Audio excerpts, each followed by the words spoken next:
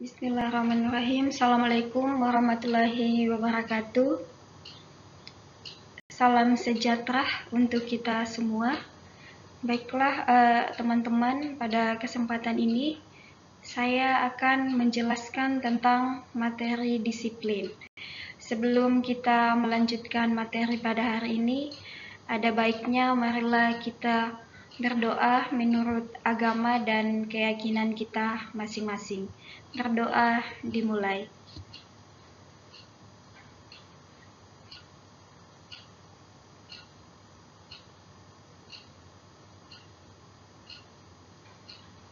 Selesai. Baiklah teman-teman, pada kesempatan ini saya akan menjelaskan tentang materi disiplin. Yang pertama itu, apa itu disiplin? Jadi di sini ada 3 ahli yang mengemukakan pendapatnya tentang disiplin.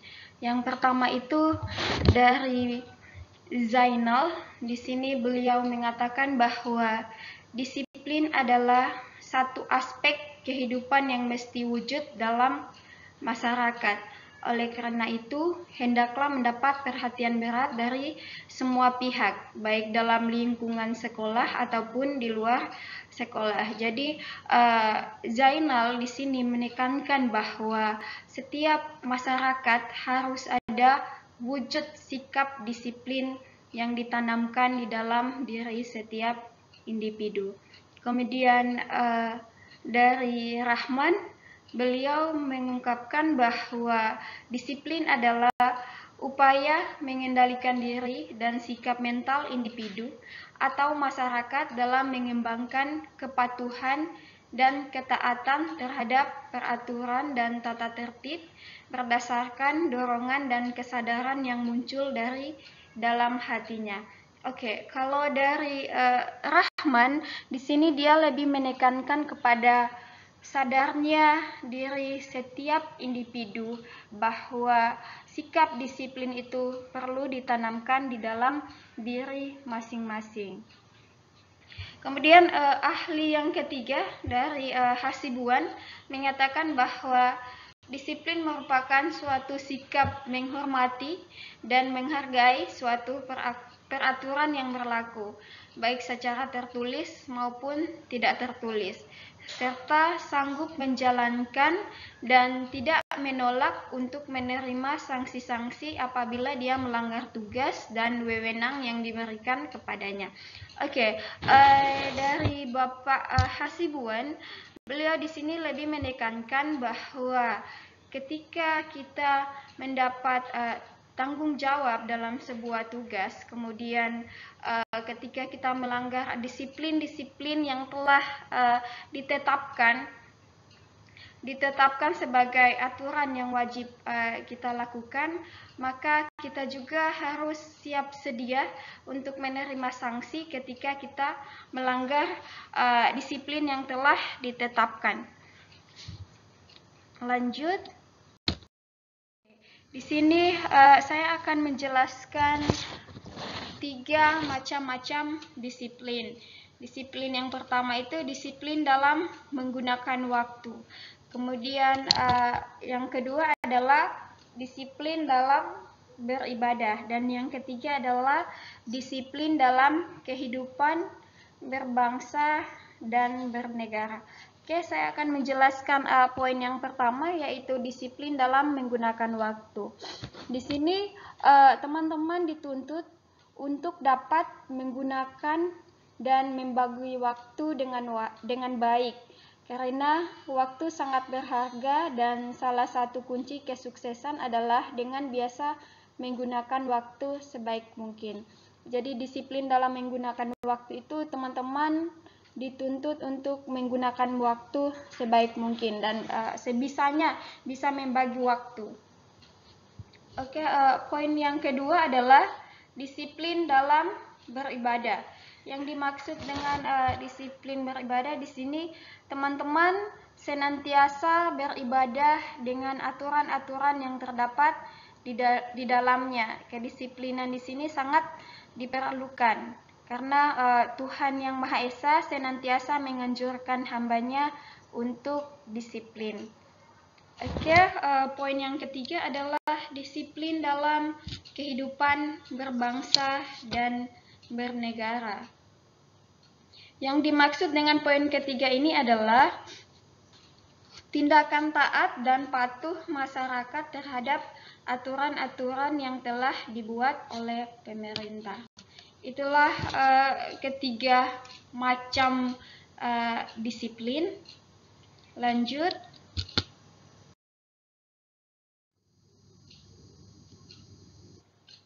Oke, di sini ada 10 manfaat sikap disiplin.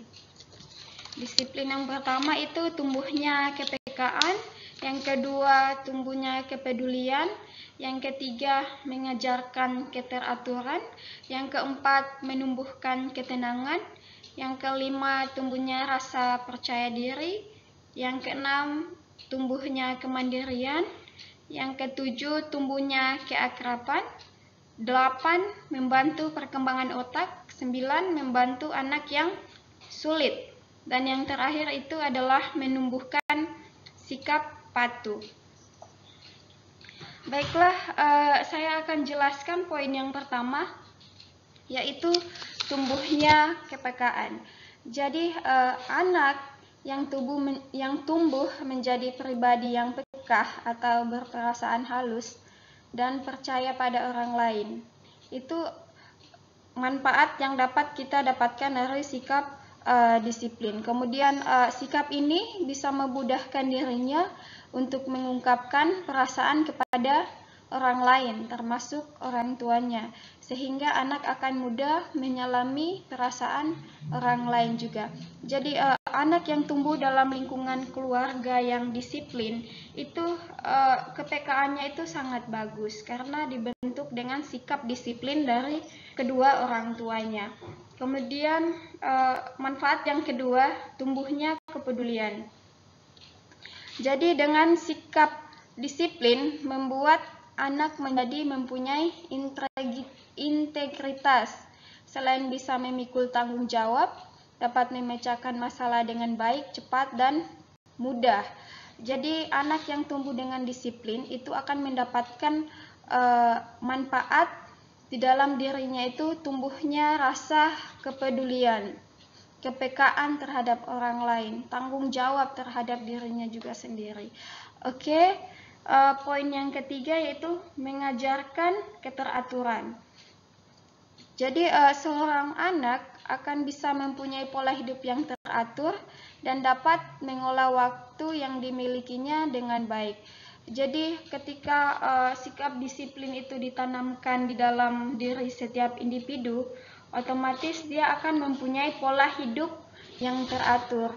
Contohnya ketika kita sudah mempunyai sikap disiplin, pasti bangun paginya juga itu akan teratur. Mungkin akan bangun pagi jam 4, jam 6, kemudian dia tahu jam 8 harus masuk sekolah, berarti sebelum jam 8 dia harus sudah berangkat. Begitu juga dia akan punya pola keteraturan belajar, kemudian membaca, dia punya pola keteraturan juga kapan dia harus bermain dengan teman-temannya, kapan dia harus belajar, seperti itu. Oke, lanjut.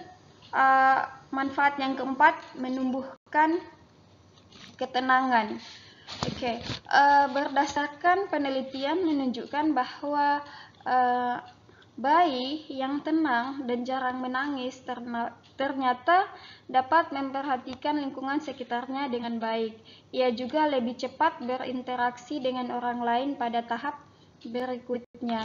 Jadi di sini bayi yang mempunyai sikap disiplin dari orang tuanya itu pasti mempunyai ketenangan yang dimilikinya dalam lingkungan sekitarnya dengan baik. Lanjut, tumbuhnya rasa percaya diri. Jadi sikap ini berkembang ketika anak diberi sebuah kepercayaan untuk melakukan suatu pekerjaan yang dapat ia kerjakan dengan sendiri. Jadi ketika orang itu atau individu itu mempunyai sikap disiplin, otomatis itu juga akan berpengaruh pada kehidupannya sehari-hari dalam mengemban tugas. Ketika diberikan tugas, dia akan merasa dia selalu siap untuk mengerjakannya. Sekalipun mungkin ketika diberikan tugas, dia tidak mengetahui tugas itu akan dikerjakan seperti apa. Tapi karena dengan sikap disiplin yang dimilikinya, sehingga rasa percaya dirinya akan muncul. Yang tidak tahu, dia akan mencari tahu apa yang harus dia lakukan dengan tugas tersebut. Oke, lanjut pada poin yang keenam, tumbuhnya kemandirian. Oke, jadi dengan belajar mandiri, anak bisa diandalkan agar dapat memenuhi kebutuhannya sendiri. Anak juga bisa mengeksplorasi lingkungan dengan baik. Disiplin di sini adalah bimbingan yang tepat kepada anak agar sanggup atau mampu menentukan pilihan yang bijak. Jadi kalau individu itu sudah disiplin, otomatis dia akan mandiri setiap melakukan tugas yang diembannya.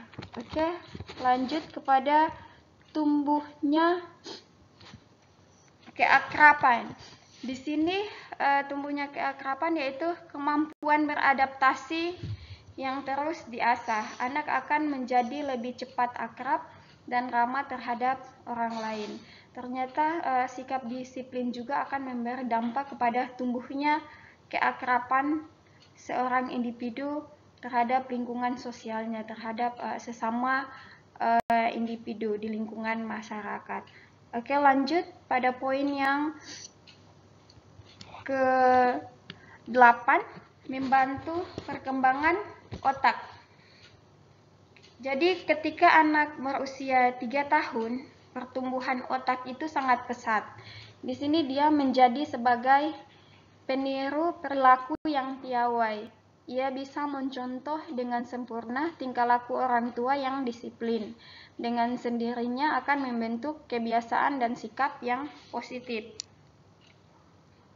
Jadi di poin 8 ini membantu perkembangan otak. Jadi anak-anak yang berusia 3 tahun itu imitate-nya atau cara dia mengcopy paste karakter orang-orang di sekitarnya, tingkah laku orang-orang di sekitarnya itu sangat cepat. Karena ini dikatakan di usia yang berusia 3 tahun ini adalah golden age atau usia keemasan, dimana kalau orang tua menyarankan A, B, C sampai Z, menasihatinya, dia tidak akan mendengarkan nasihat, namun dia akan mengikuti apa yang dilakukan oleh orang tuanya. Karena anak yang berusia 3 tahun imitate-nya itu sangat cepat. Oke, lanjut poin yang ke-9, membantu anak yang sulit. Di sini maksudnya terkadang pada anak yang berkebutuhan khusus kita lupa mereka juga membutuhkan penanganan yang khusus. Dengan disiplin untuk menekankan keteraturan, anak yang berkebutuhan khusus dapat hidup lebih baik. Jadi di sini kadang-kadang kita lupa memperlakukan anak-anak yang berkebutuhan khusus dengan anak-anak yang tidak berkebutuhan khusus. Kalau mungkin cara mendidiknya anak-anak yang tidak berkebutuhan khusus itu kita porsinya hanya 100%, maka anak-anak yang berkebutuhan khusus ini akan lebih dari 100% cara mendidiknya. Oke, lanjut poin yang terakhir, menumbuhkan sikap patuh. Dengan sikap disiplin, anak akan menuruti aturan yang ditetapkan orang tua atas kemauan sendiri.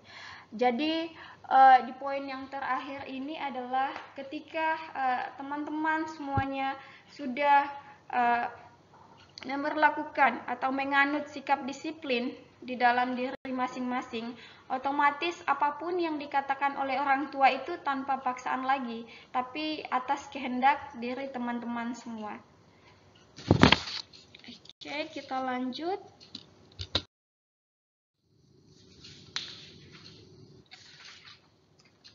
Oke, cara membangun disiplin diri. Oke, yang pertama itu adalah mulailah dengan memotivasi diri Anda sendiri. Kemudian yang kedua, membuat target yang ingin dicapai dalam waktu tertentu. Yang ketiga, biasakan untuk tidak menunda segala tugas Anda. Keempat, memilih tekad dan komitmen yang kuat. Baiklah, saya akan menjelaskan poin yang pertama, yaitu mulailah dengan memotivasi diri Anda sendiri. Hal utama yang teman-teman perlu untuk membangun disiplin yaitu memotivasi diri teman-teman untuk terbiasa disiplin dalam berbagai kesempatan. Mungkin pada awalnya kebiasaan ini cukup berat untuk Anda jalankan.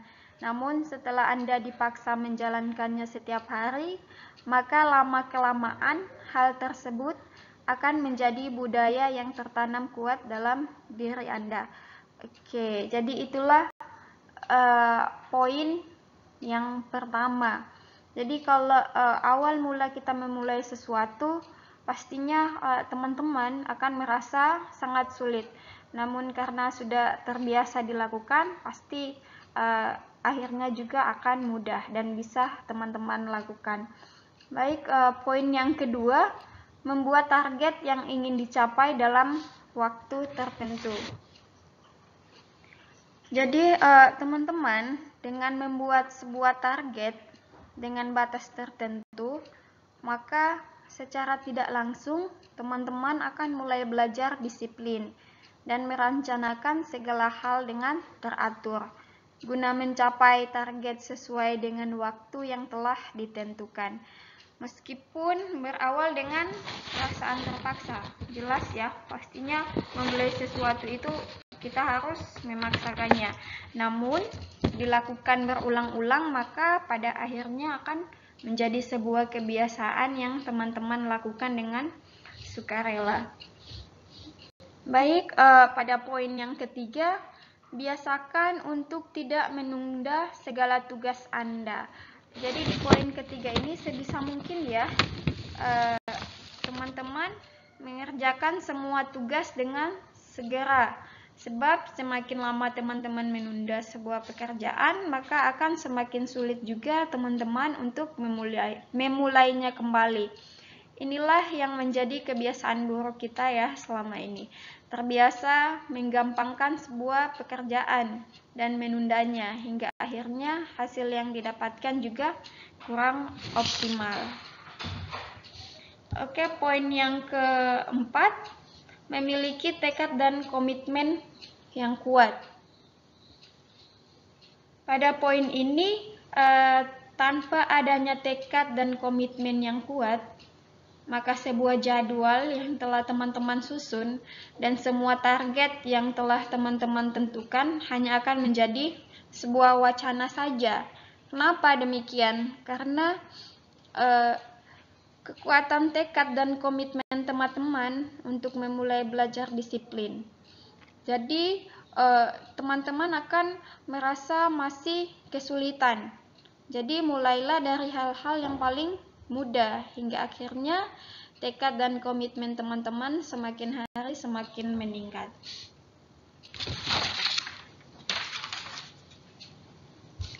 Lanjut. Oke, di sini ada tugas ya. Yang nomor 1 itu teman-teman diminta untuk menjelaskan sikap disiplin menurut teman-teman itu seperti apa. Kemudian yang kedua, tadi juga sudah dipaparkan ya tentang materi disiplin dalam menggunakan waktu. Jadi tolong dijelaskan pengertian tentang disiplin dalam menggunakan waktu, disiplin dalam beribadah, disiplin dalam kehidupan berbangsa dan bernegara. Dan nomor 3, jelaskan macam-macam disiplin di bawah ini. Disiplin diri pribadi, disiplin sosial, kemudian disiplin nasional. Next, nomor 4 itu sebutkan dan jelaskan 10 manfaat dari sikap disiplin. Kelima, bagaimana cara membentuk sifat disiplin? Jelaskan. Nomor 6, di mana sajakah kita menerapkan sifat disiplin? Nomor 7 itu siapa saja yang harus memiliki sifat disiplin? Tolong juga dijelaskan. Nomor 8, mengapa disiplin itu penting? Jadi itu juga harus dijelaskan menurut pendapat teman-teman. Nomor 9, bagaimana jika seorang tidak memiliki sifat disiplin? Jadi ketika orang tidak disiplin, apa saja dampak yang diperoleh terhadap dirinya? Oke, and then nomor 10, apa yang terjadi bila orang tidak disiplin dalam segala hal? Nomor 11, apakah yang harus memiliki sifat disiplin itu hanya orang-orang yang pandai? Jika yes atau ya, maka tolong dijelaskan. Jika Anda memilih tidaklah, berarti Anda juga harus menjelaskan. Kemudian nomor 12, apakah sifat disiplin sulit dibentuk? Kalau menurut teman-teman itu, oh ya, ini sikap disiplin ini susah untuk dibentuk gitu, maka tolong dijelaskan kenapa itu susah untuk dibentuk. Kemudian, oh ini tidak susah untuk dibentuk, maka tolong dijelaskan juga seperti apa. Oke. Dan nomor yang terakhir, apakah semua orang harus memiliki sifat disiplin? Kalau memang teman-teman menjawab iya, maka tolong dijelaskan kenapa jawaban teman-teman jadi iya. Dan ketika teman-teman menjawab oh tidak perlu semua orang harus disiplin, maka tolong juga dijelaskan alasannya seperti apa.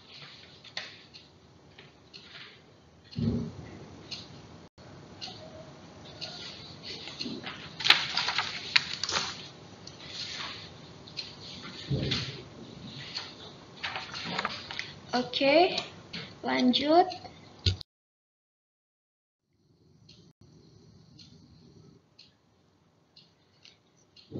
Oke, penjelasan materi telah selesai. Namun di sini saya punya quotes ya, dimana itu dari Jim Rohn. Beliau mengatakan bahwa disiplin is the bridge between goals and accomplishments, dimana artinya beliau mengatakan bahwa disiplin adalah jembatan di antara tujuan dan prestasi. Sekian dari saya, semoga apa yang telah saya sampaikan bisa ada manfaatnya buat teman-teman. Saya akhiri. Assalamualaikum warahmatullahi wabarakatuh.